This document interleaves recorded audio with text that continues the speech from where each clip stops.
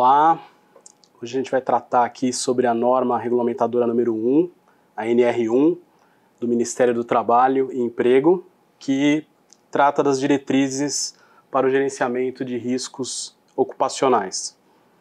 A NR1, ela exige que as empresas elaborem um programa de gerenciamento de riscos, que a gente chama de PGR, com medidas específicas de saúde e segurança, de acordo com o tipo e grau de risco envolvidos nas atividades da empresa. Agora, a NR1 menciona expressamente os fatores de riscos psicossociais relacionados ao trabalho, o que exige uma atenção especial das empresas. Essas mudanças ampliam significativamente o alcance da NR1, pois aumentam as obrigações das empresas e reforçam a importância da participação dos empregados nesse processo, incluindo os trabalhadores terceirizados.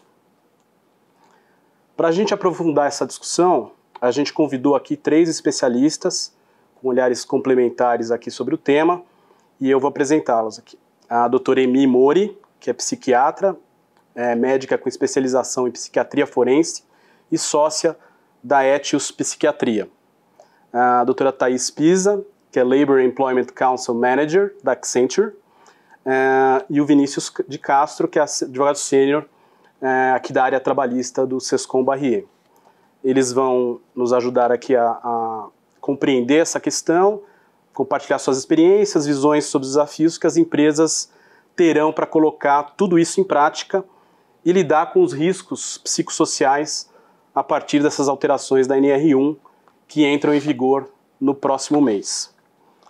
A gente começa perguntando aqui para o Vinícius, para dar um panorama aqui, quais são as principais novidades trazidas aí pela NR1. Acho que a grande novidade da NR1, como você bem disse na introdução, ela trata muito do gerenciamento, do mapeamento, monitoramento de riscos ocupacionais, riscos no ambiente de trabalho. A alteração que foi feita na NR1 no ano passado, que vai entrar em vigor agora dia 26 de maio, ela inclui os riscos psicossociais nessa obrigação das empresas de mapeamento de riscos de um modo geral. Então, além desses riscos, dos riscos de um modo geral físicos, químicos, biológicos, dos acidentes de trabalho, as empresas elas têm que olhar agora também para fatores que impactam a saúde mental dos trabalhadores, ambiente de trabalho com estresse, fatores que podem envolver assédio moral e assédio sexual, o bem-estar mental, a saúde mental dos empregados. Agora as empresas elas precisam implementar a partir do dia 26 de maio, medidas para mapear esses riscos, identificar eles, monitorar, prevenir os riscos, reduzir e, dependendo dos casos, até eliminar esses riscos psicossociais.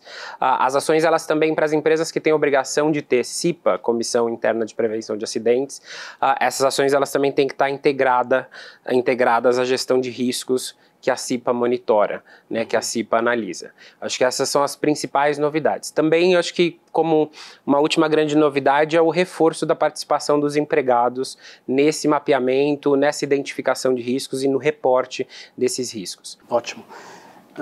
Doutor Emi, sobre o ponto de vista médico, o que são esses riscos psicossociais de que trata a NR1? Bom, a gente vai pensar em risco psicossocial como qualquer agravo que possa levar a um sofrimento psíquico intenso ou mesmo a um adoecimento do trabalhador.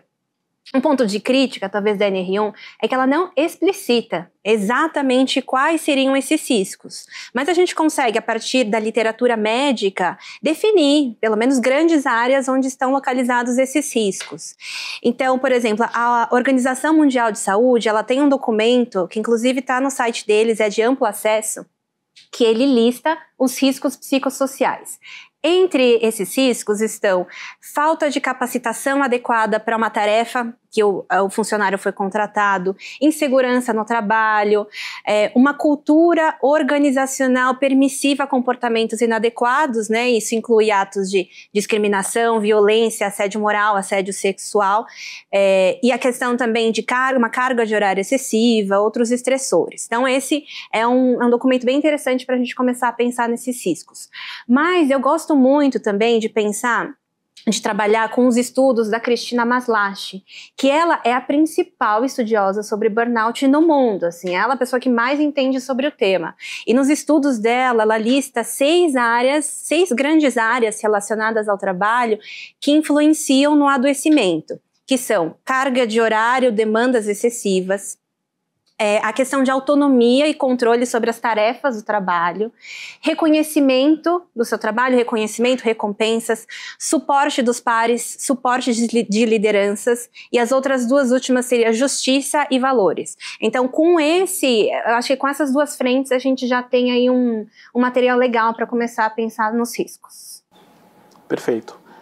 Uma pergunta agora para a doutora Thaís. Como você acha que as empresas poderão identificar, mapear e monitorar esses riscos? Na minha opinião, as empresas elas já têm muitos mecanismos internos, ou a grande maioria pelo menos já tem mecanismos internos.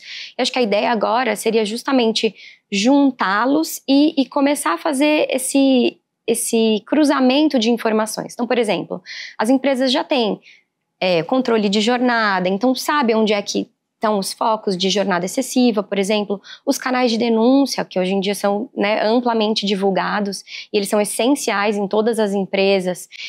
Eles têm também indicadores aí, né, um termômetro do que pode estar acontecendo dentro da empresa, os índices de afastamento e até mesmo as próprias reclamações trabalhistas, tá? Que versam bastante, né, ou sobre as horas extras, assédio e esses temas correlacionados.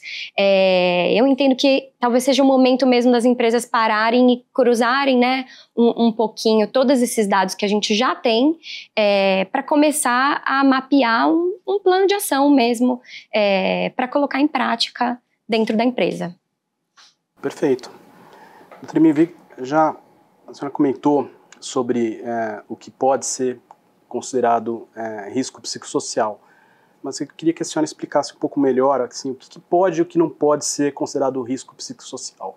Porque eu acho que tem alguma gray zone aí, porque são questões, às vezes, que onde você passa o risco no chão para dizer aqui aqui não é, né? Deve ter algum critério, um objetivo, como é que isso pode ser feito, né? A dúvida essencial sobre esse tema será que é possível a gente diferenciar um sofrimento psíquico, um adoecimento que vem exclusivamente do trabalho, daqueles que vêm de outras áreas da minha área pessoal, de outras esferas da minha vida? Então, eu acho que mais interessante que pensar que existe um risco psicossocial que é absoluto e tem esse limiar exato, né? Aqui aqui não é a gente pensar num panorama um pouco mais amplo. Como pegar as ideias da Maslach sobre o burnout, porque ela fala que o risco psicossocial é decorrente de um desequilíbrio nessas esferas de trabalho que eu citei. Então, por exemplo, sobre carga horária. A gente vai pensar que ela coloca a carga horária como um risco psicossocial, mas ele é um risco quando há um desequilíbrio, uma inadequação da forma como o trabalhador consegue manejar o tempo de trabalho dele e outras esferas da vida, e a demanda em outras áreas da vida, né? Então, por exemplo, o trabalhador pode não estar conseguindo lidar com uma carga horária, tem uma carga horária excessiva e está com dificuldade de lidar, porque ele tem tantas demandas que o que ele precisa trabalhar seriam 14 horas por dia, né? E aí a gente tem um risco psicossocial da empresa, da esfera laboral.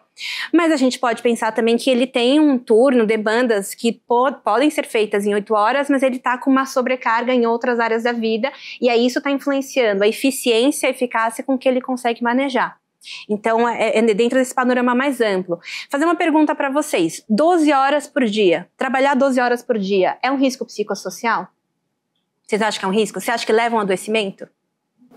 Eu não sei se leva a um adoecimento, mas eu creio que seja um risco. Tá. Que a legislação, ela limita uma jornada regular, padrão de 8 horas, com até 2 horas extras. Então, o máximo, guardadas as exceções, seriam 10 horas. Perfeito, perfeito. Pela definição ali da lei, né? E a gente vai pensar que 12 horas será que vai adoecer com certeza um trabalhador? É um risco, mas adoece? Depende. Depende por quê. Uma coisa é se eu tiver que trabalhar 12 horas por dia durante um ano inteiro. Isso eu não tenho dúvidas, que uma hora vai adoecer o trabalhador. Agora, se eu tiver que trabalhar 12 horas em um período específico ali de entrega, por alguns dias, por uma semana, mas eu tô ali com uma carga, permitem para mim uma carga de jornada flexível, trabalhar online, eu tô com suporte dos pares, suporte da minha liderança, eu tenho compensação dessas horas depois, eu tenho reconhecimento dessas horas, recompensa, aí o cenário é muito diferente. Né? Por exemplo, o turno de trabalho de um profissional da área da saúde em plantão são 12 horas, certo? Ele vai lá e a gente fica 12 horas no plantão. Mas a escala da enfermagem só permite 12 por 36. Então, se você faz 12, obrigatoriamente você tem que ter as 36 horas de descanso. Então, é dentro desse contexto mais amplo que a gente vai analisar. Perfeito. E Vini, você comentou ali no início, né, sobre uma maior responsabilidade dos empregados em relação à NR1, né? E qual é a responsabilidade dos empregados em relação à prevenção dos riscos psicossociais incluídos na NR1? Antes da alteração, né, em 2024, os empregados eles já tinham alguns direitos e alguns deveres, né? Então, o empregado que está sujeito a um risco que antes da alteração não incluía os riscos psicossociais, mas a um risco químico, um risco de acidente, ele poderia se ausentar do ambiente de trabalho de acordo com a NR1. O empregador não poderia obrigá-lo a estar no trabalho caso o empregado identificasse esse risco de acidente, um risco físico, um risco biológico, né? E ele poderia se ausentar sem prejuízo da remuneração dele. Depois da NR1, além dessa obrigação também se aplicar, e desse direito do empregado também se aplicar para os riscos psicossociais, agora os empregados eles também têm o dever de reportar uma situação que a ANR chama de um risco grave e iminente, né, que é o que está escrito na ANR, não necessariamente um risco agudo, mas grave e iminente, para o empregador. A ANR fala do superior hierárquico.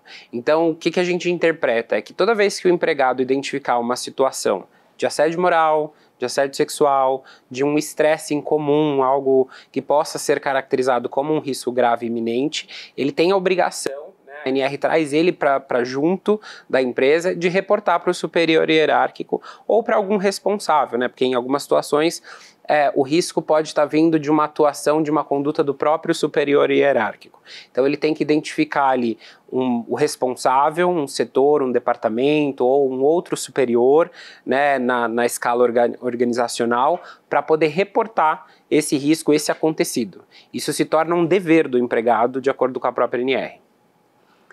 E eu vou voltar aqui, doutor Emi, e o que seria, existe esse risco psicossocial agudo? Qual deve ser a conduta da empresa nessas situações? Perfeito. A gente conversa muito com a resposta que o Vinícius estava aqui falando. A gente, no geral, vai pensar dos riscos psicossociais como algo mais estrutural, né, que tá um risco colocado, que a gente tem que direcionar. Mas as situações que o Vinícius reportou, elas são, sim, consideradas um risco psicossocial grave, iminente, agudo, né? Então, situações de discriminação, situações de violência, situações de assédio, algum estressor muito grande, por exemplo, dentro do banco e teve um assalto, né, ali no banco. A gente está falando de riscos de estressores agudos.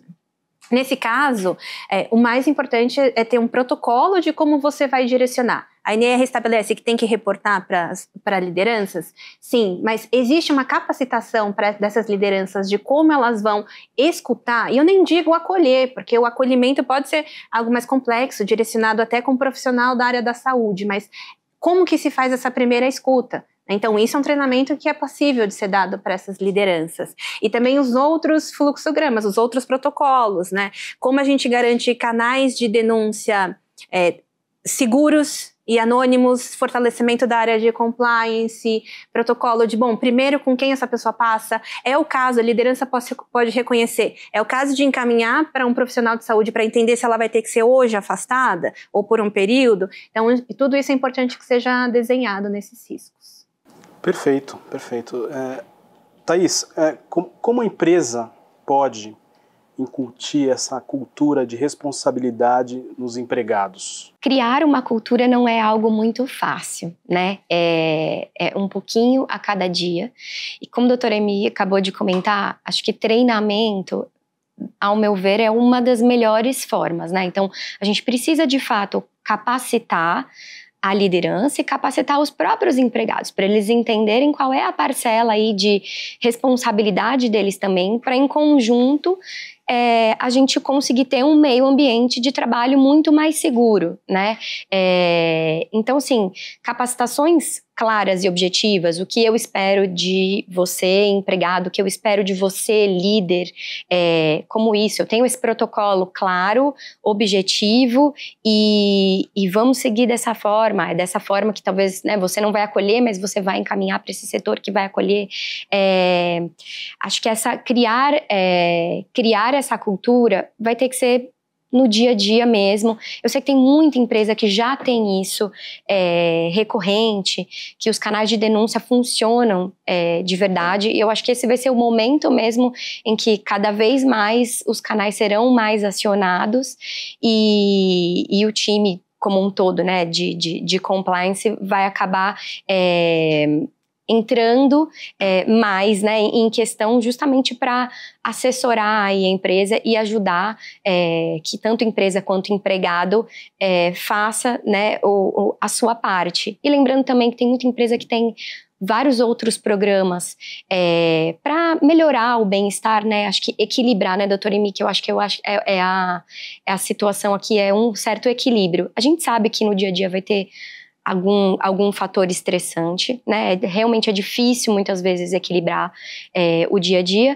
mas tem muita empresa que dá outros benefícios, incentiva que as pessoas tenham o seu momento, então tem lá o seu dia de folga, tem o seu incentivo à academia. É importante que os empregados utilizem isso também e coloquem os limites deles também, né? Olha, para mim não vai dar, essa semana eu não tenho como fazer essa hora extra, eu entendo, mas aqui não vai ter como, mas numa próxima, conta comigo. Eu acho que é a parceria mesmo, e precisa ter essa conversa, acho que falta um pouco dessa conversa mesmo. Também acho, perfeito. E doutora Emi, como é que as empresas podem endereçar os riscos psicossociais no PGR, que é uma das questões da NR1, né? E uma vez apontado um risco psicossocial no PGR, esse adoecimento de um empregado em razão desse risco implica automaticamente na existência de um nexo causal entre a doença e o trabalho? Ótimo, duas perguntas bem importantes. Então vou dividir aqui a primeira sobre como endereçar, né, os riscos. E o que eu falo assim, antes de endereçar, você tem que garantir que você conseguiu identificar esses riscos. Identificar adequadamente, usando questionários, usando os instrumentos para o contexto daquela empresa. Eu sempre falo que se você não sabe o que você está procurando, depois você não sabe o que fazer com o que você encontra. Então essa primeira parte tem que estar sendo bem feita. Agora, como endereçar esses riscos? A parte mais importante eu tenho que endereçar especificamente e fazer um plano de ação específico para cada risco. Isso parece uma coisa muito simples, assim, muito banal, né? Óbvio que eu vou direcionar o plano com o que eu encontrar, mas eu diria que esse é o ponto mais importante da NR1. Eu estava recentemente em um evento com a chefe de segurança do trabalho do Rio de Janeiro, e ela falou que um dos principais motivos de multa, de autuação das empresas, é porque elas delimitam, elas fazem um plano de ação que não está condizente com os riscos encontrados.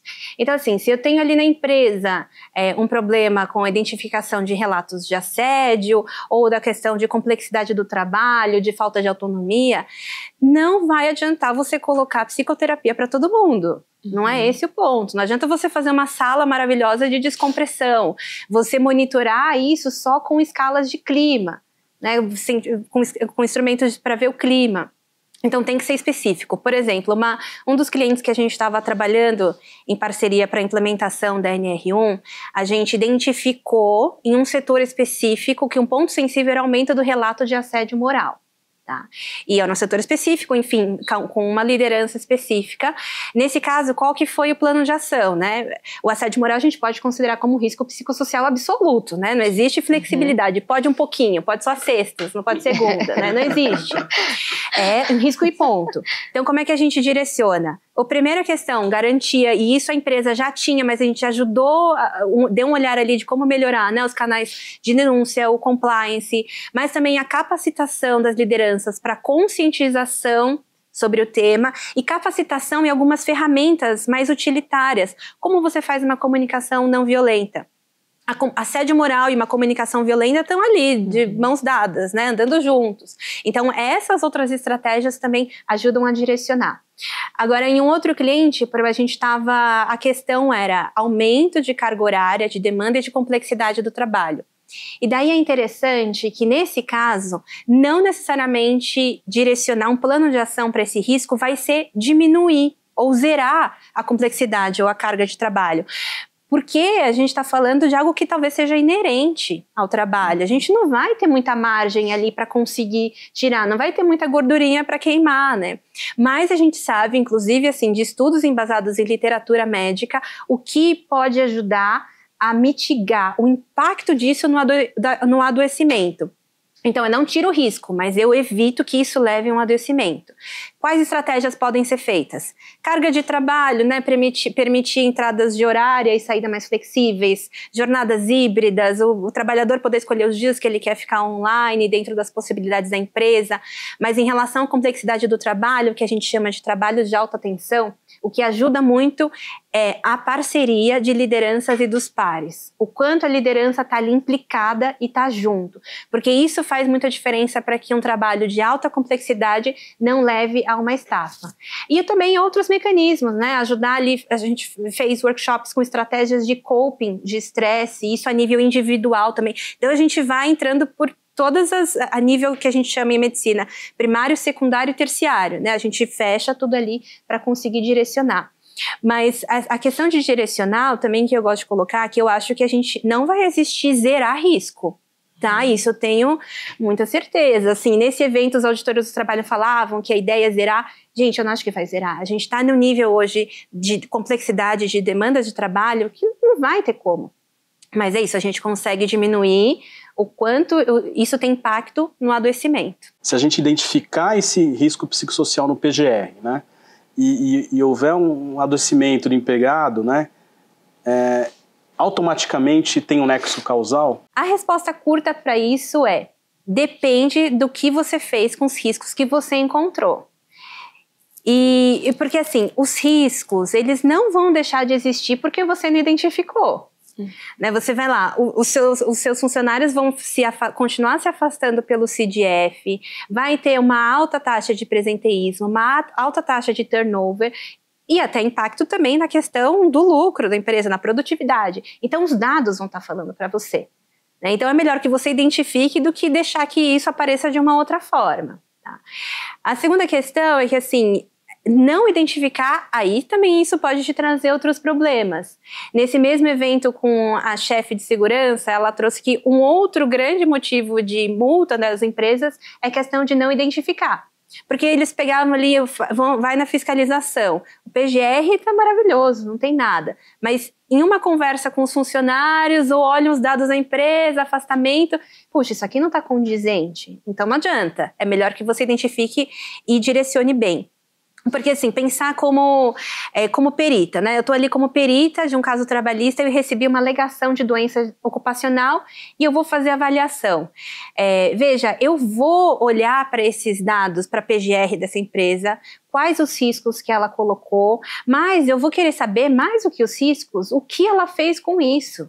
Como ela direcionou. Então, ok, a empresa está me dizendo que tem o risco X, Y, Z, mas eu estou vendo que ela fez um plano de ação específico. Eu estou vendo que ela conseguiu fazer os ajustes necessários, que ela está monitorando de forma adequada e teve melhora dos parâmetros, por exemplo, do afastamento. Então, aquele setor daquele funcionário que está alegando uma doença ocupacional, eu tenho parâmetros muito bons depois dessa estratégia toda. Então aí o cenário é muito diferente, aí eu consigo dizer como perita, puxa, então não parece que é da empresa. Porque se a gente pensar em transtornos psiquiátricos, que a maior parte são multifatoriais, né? Alguns têm maior influência de um fator ou de outro, mas todos são multifatoriais. A gente não consegue afirmar de forma inequívoca, olha, esse aqui adoeceu por conta desse chefe, ou ele adoeceu por conta dessa relação familiar. Mas nesse processo todo, eu consigo falar que ele não adoeceu do trabalho. Porque se a empresa foi lá e fez o papel dela, fez a tarefa de casa, aí quando chega um processo desse, risco de judicialização, eu consigo dizer, olha, parece que do trabalho não foi, né? Porque está aqui bem direcionado. Então, acho que a minha resposta seria um pouco essa. Depende do que você fez com risco. E pode existir a situação de ter mais pessoas no setor que não adoeceram? Isso pode contribuir para essa resposta? Com certeza. Porque se é um fator que pressiona todo um setor e a empresa tomou as atitudes, ou executou o plano de ação corretamente, e uma pessoa adoeceu, eventualmente essa origem pode estar em outra parte que não na empresa, né? Isso pode ser um indicativo também, essas outras pessoas não adoecerem ou reportarem que não estão sofrendo. Ou na monitorização com questionários, tem índices bons, né, de qualidade de vida, com certeza absoluta. Tá?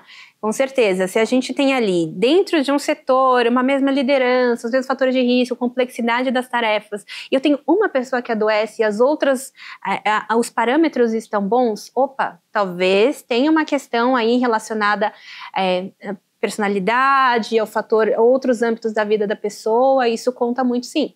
Mas é isso, né? Uma empresa, agora, chega um caso para mim, que todo o setor está adoecido, eu vejo que ela identificou riscos ou não identificou, mas isso aparece nos dados, aí é muito diferente, né? A questão do nexo vai ser mais complicado.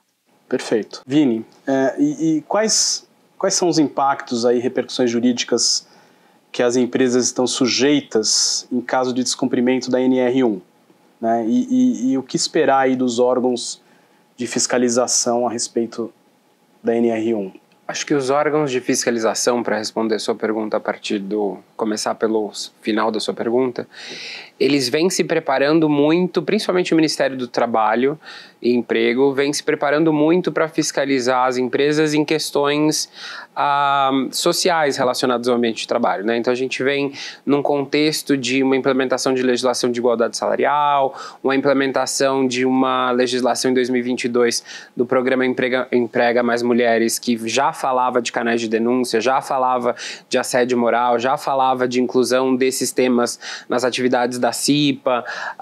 Eles vêm se preparando para fiscalizar e para fiscalizar de uma maneira mais moderna. Então a minha expectativa é que a gente deva encontrar cada vez mais com sistemas de diário eletrônico funcionando cada vez melhor, eles fiscalizarem as empresas de maneira mais próxima. Pelo menos solicitando documentos, solicitando um PGR para ver se ele está de acordo e a partir dali aprofundando mais a investigação se eles acharem necessários. Judicialmente, eu acho que, e eu estava, antes da gente começar, eu estava comentando com a Thaís, eu acho que nas ações judiciais, os advogados de ex-empregados, eu acho que eles vão começar a pedir os PGRs. Eles vão tentar fazer essa correlação entre os riscos identificados no PGR e as situações individuais de cada empregado para tentar construir esse nexo causal nas ações judiciais. E aí, se em situações mais extremas, eu também vejo o Ministério Público do Trabalho mais preparado para fazer inquéritos civis, para apurar mesmo, para investigar e para ajuizar ações de cunho mais coletivo em face das empresas. Descumprimento da NR, ele pode ser mapeado, identificado e fiscalizado, mais do que tudo, pelo Ministério do Trabalho e Emprego e pelo Ministério Público do Trabalho. Perfeito. Thaís, deixa eu fazer uma pergunta. De que forma você acha que a atualização da NR fortalece ou exige uma nova postura das lideranças corporativas em relação à prevenção de assédio e a promoção de um ambiente de trabalho seguro e saudável? Eu acho que a liderança ela já mudou, né? Porque a sociedade mudou já um pouco, não, bastante, né? Lembrando eu comecei a trabalhar lá pelos anos 2000 e eu me lembro que hoje em dia não é mais aceitável tudo o que muitos de nós passamos, né, antigamente. Então, assim, a liderança ela já entendeu e se conscientizou de que não é só a produtividade e principalmente o indivíduo. O indivíduo, ele é o centro de tudo.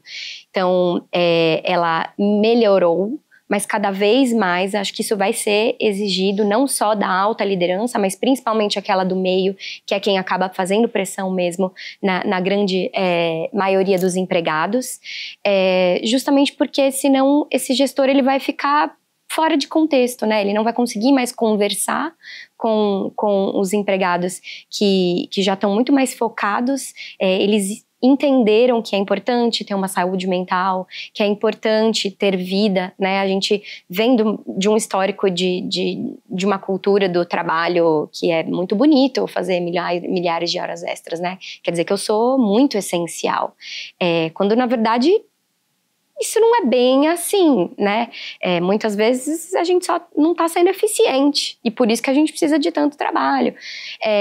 Mas, enfim, eu acho que a liderança ela vai precisar ainda dar uma ajustada melhor e a NR ela vai fazer com que isso aconteça necessariamente, né? Cada vez mais as empresas vão ter que incutir tempo aí para treinar e para capacitar mesmo essa liderança que ainda não esteja tão bem preparada para esse novo mundo mesmo. Perfeito. Bom, gostaria de agradecer a participação aqui da doutora Emi, da doutora Thaís, do Vinícius. Eu vou abrir para perguntas aqui, depois as considerações finais de todos aqui. E eu vou começar perguntando, né? A pergunta vale principalmente para vocês duas, que são as especialistas aqui que a gente trouxe. Com relação a esse novo fator de risco, né, introduzido aí na NR1, não fica cada vez mais evidente que os exames médicos admissionais e periódicos deveriam ser mais profundos e mais investigativos do que eles são, na medida em que eu possa identificar, por exemplo, no exame admissional, que a pessoa tem algum antecedente, alguma situação já previamente que vem de outras atividades, ou mesmo durante o trabalho, no exame médico periódico ali, que está tendo algum problema familiar, alguma coisa estressante fora do trabalho, para que isso sirva já de argumento, né, documento médico, na verdade, para uma defesa futura, eventualmente? Vou começar com a doutora Emi, depois. Tá bom. Perfeito. É um ponto bem interessante mesmo, porque hoje quando a gente vai olhar ali por numa perícia, né, a admissão é uma coisa muito básica, né, exame físico, enfim, alguns exames gerais. O ponto é que, assim, quando a gente fala dos transtornos mentais, eles são complexos e subjetivos, né? Não existe resposta simples, porque o nosso objeto de estudo é subjetivo. Então, a gente está aqui tentando trabalhar da melhor forma de conseguir deixar isso de forma objetiva, mas não tem muito como fugir desse lugar, porque a gente não tem um exame que a gente peça e olha, ele tem depressão, olha, ele tem ansiedade, né? É tudo por uma avaliação clínica, o exame psíquico, assim. Então tem a questão que ali no momento da entrevista inicial, eu acho que vale a pena sim, algo mais aprofundado, entendendo até algumas dinâmicas de funcionamento, alguns tipos de perguntas mais gerais, mas também vai depender do quanto esse funcionário ele reporta isso, né? E aí tem um ponto que a gente não tem como obrigá-lo a trazer todas essas questões, mas talvez um exame que seja um pouquinho mais direcionado, um questionário a mais que acho que tira um pouco dessa pessoalidade, né? Colocar um questionário pode sim ajudar. Acho que isso seria, pegando ali um processo, seria excelente que tivesse isso. Perfeito. Alguém da plateia presencial tem uma questão? Eu queria entender a sua opinião de como uma empresa, nessa sociedade do cansaço e de todas essas mudanças e enfoque em riscos psicossociais, eu queria entender quais os efeitos que você imagina que possam se aplicar em questões mercadológicas ou de reputação da empresa em relação às medidas que podem ser ou não adotadas né, e o posicionamento da empresa em relação a isso? Ótima pergunta. Acho que o impacto, ele é, de fato, muito grande.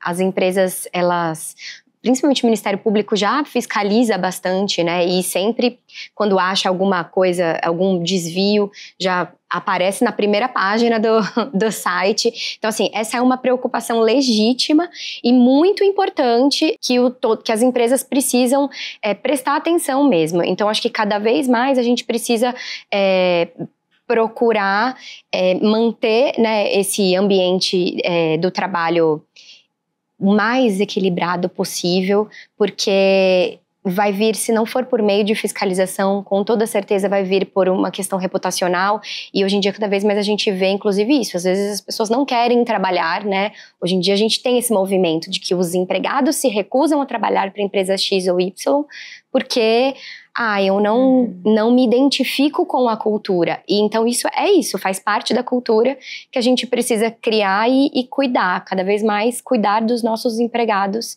para que seja bom para todo mundo, né? Mais uma vez agradeço aí a participação da doutora Emi, da doutora Thaís, do Vinícius, e passo a palavra para vocês para fazer as considerações finais aqui, para a gente encerrar a nossa apresentação de hoje, que acho que foi sensacional. Acho que de mensagem final, eu colocaria que essa NR1 mostra que, assim, não vai mais funcionar soluções faz de conta quando a gente fala de saúde mental, né? Isso você queira ou não, né? Não vai ter como fugir disso, assim. E que a notícia um pouco complicada é que, assim, em termos de saúde mental, não existe resposta simples. Porque a gente está falando de transtornos complexos. Então, quem vier para vocês oferecendo resposta muito simples, muito fáceis, desconfie. Mas não ter resposta simples não significa que a gente não tenha formas eficientes de lidar com essa questão. E é isso que tem que ser buscado, né? Como a gente consegue eficiência nesse processo, protegendo esses valores em relação à saúde mental, mas também tendo impacto e tendo ganho para a empresa, de produtividade, diminuição de presenteísmo. Porque a gente sabe por muitos estudos que a maior causa de diminuição de produtividade, impactos em lucros, é de presenteísmo e não é absenteísmo. Então não é a pessoa que está afastada, é a pessoa que está ali, mas não está podendo estar no seu melhor assim, momento psíquico, né, para cumprir aquela função. Então é isso, a gente vai buscar por soluções que sejam eficientes nesse sentido. Obrigada novamente pelo convite. Muito bom. Também agradeço o convite, foi muito, muito bom, muito esclarecedor. Obrigada, doutora Emi. E acho que, assim, para finalizar, acho que é um pouco assustador, como toda nova norma, mas o importante é que a gente comece, né? E no meio do caminho a gente vai acabar ajustando um ponto ou outro, mas o importante é trazer mesmo esse assunto à tona e que as empresas de fato se comprometam, né, a melhorar o ambiente de trabalho como um todo, porque é para todo mundo, né? Às vezes a liderança pensa, é só... Não, é para todo mundo, de fato. Então é importante a gente acolher essa ideia aí com carinho e fazer funcionar mesmo. Uhum. Tá todo mundo aprendendo, todo né? Mundo, tá todo mundo aprendendo, com certeza. Eu também vou agradecer a presença da Thaís e da doutora Emi. Eu acho que é mais um desafio que se soma, né, ao longo de muitos que a gente vem tendo juridicamente e na seara trabalhista. Acho que a maioria das empresas, como você disse, estão bem equipadas. Talvez as empresas precisem reciclar algumas práticas, algumas políticas, algumas coisas, modernizar, mas a gente já vem ao longo dos anos cuidando de temas relacionados, mesmo que não estejam na NR ou na lei. Culturalmente a sociedade tem evoluído assim, mas eu acho que são desafios importantes e necessários. Então, agradecer de novo o convite, foi ótimo, adorei. Obrigado a todos, até mais.